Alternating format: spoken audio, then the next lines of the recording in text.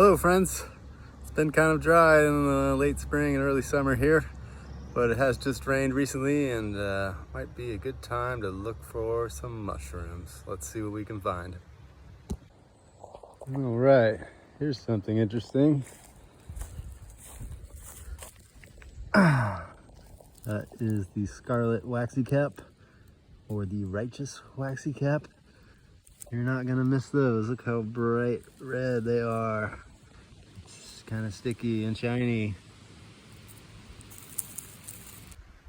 can see how orange it is underneath. It has kind of widely spaced gills, orangish yellowish stem, very shiny sticky top.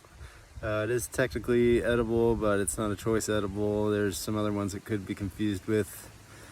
They're not very big, so I'm not gonna eat this. Let's move on. Ooh, what's that?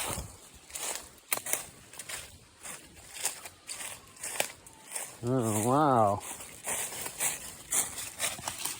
Look at that. This is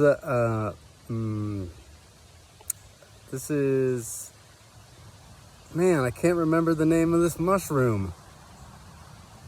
If only there was a way to improve my cognitive function. This is, of course, Hericium arenaceus, otherwise known as the lion's mane mushroom.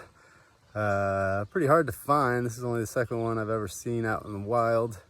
The first one was 30 feet up in a tree, which I did not take home with me.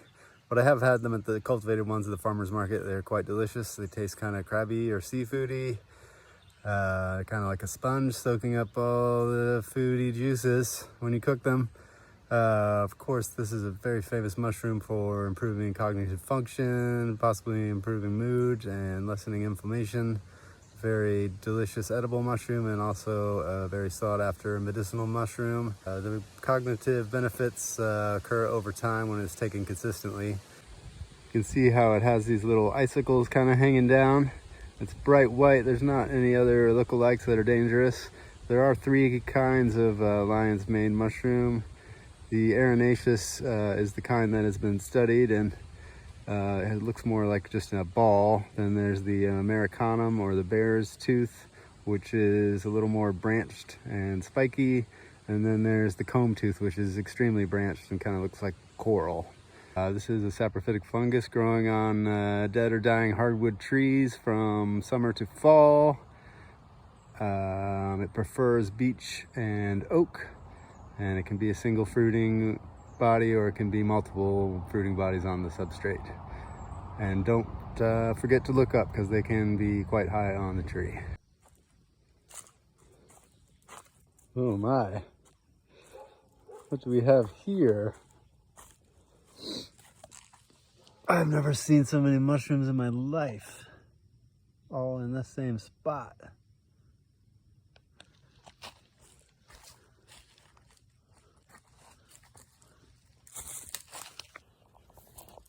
So this is the Scaly ink cap, Coppernossus variegata.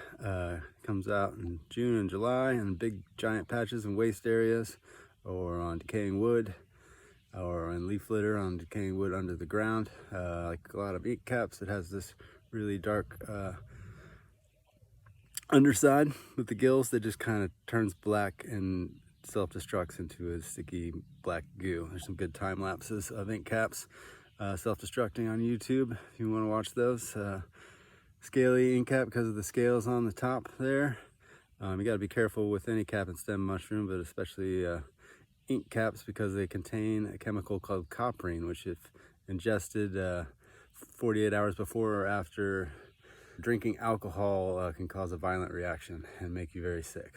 There is the shaggy mane ink cap, which does not contain copperine and is a choice wild edible that will also grow in giant groups in waste areas.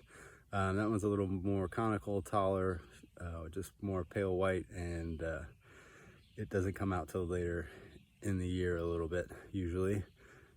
So what a wonderful day. Exciting to find all these mushrooms. Hope you get a chance to get out yourself. Until next time, happy mushroom hunting. So here are the ink caps, the Scaly ink caps the next day. You can see how they're curling up at the margins and just turning into disgusting melty black goo.